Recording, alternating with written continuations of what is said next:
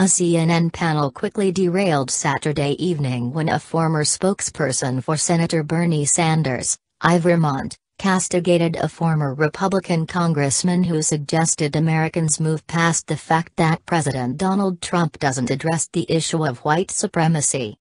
The panel included Sanders' former presidential campaign spokesperson Simone Sanders, former GOP Congressman Jack Kingston, Georgia, and Lynn Sweet, the Washington bureau chief for the Chicago Sun-Times. Video of the segment begins with Sweet lecturing Kingston about the importance of not ignoring the root causes behind Saturday's protests and why it is imperative for Trump to specifically denounce white supremacism and not blame Saturday's protests on many sides, like he did during a press conference. Sanders expanded on Sweet's comments by reminding the panel that it's important to call out the cause of the protests because they led to the murder of at least one innocent person. Someone is now dead. I was in New Orleans last night at NABJ, National Association of Black Journalists, and I was looking on Twitter and I saw people joking about how these were kids with tiki torches, and fast forward 24 hours later and somebody is dead, she said.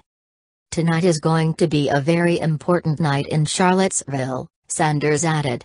What's going to happen tomorrow? There are a number of people who are injured.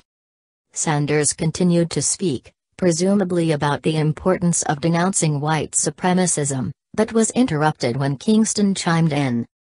Kingston said he agreed that Trump should use the phrase white supremacist before challenging Sanders and all Americans to move past race.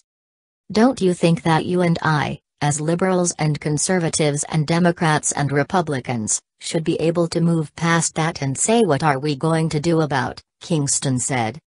The comment set Sanders off and the two began to talk over one another. Jack Kingston. Excuse me. Sanders interrupted, clapping between words.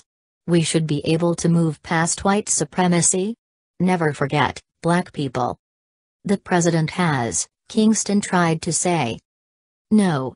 Oh my goodness, Sanders managed to say. As the interruptions and crosstalk continued, show host Ana Cabrera stepped in to give Kingston the floor. The fact that the president hasn't used the term white supremacist, we as a people should be able to get past it. Maybe he will talk about it later on, Kingston said. I think most politicians and most leaders have weighed in condemning this. What are we doing besides blaming this on the president because his statement wasn't good enough for everybody? I think we should look at ourselves, Kingston suggested. What can we do to stop this violence across the land? Cabrera noted that Trump could issue another statement condemning white supremacism, but has failed to do so and actually doubled down on the many sides comment. Sanders, however, was still upset over Kingston's suggestion that Americans should move past white supremacy, and she let him know it. Let me be really clear. I don't want to hear anything else Jack Kingston has to say, specifically about moving past white supremacy, Sanders said as Kingston tried to interrupt her and stop her from talking. We cannot move past white supremacy in America because America has yet to reckon with white supremacy, Sanders said pointedly. I would love for one moment for folks to understand that this is more than just rhetoric, that these are people's lives. The segment ended as Kingston accused Sanders of trying to put words in his mouth each time she referred to the comments he just made about needing to move past white supremacy. Trump came under fire Saturday after he failed to denounce the white supremacy that drove Friday's gatherings and Saturday's protests. National leaders, politicians and influential members of the media near universally condemned Trump for blaming many sides and not white nationalism. Mr. President, we must call evil by its name.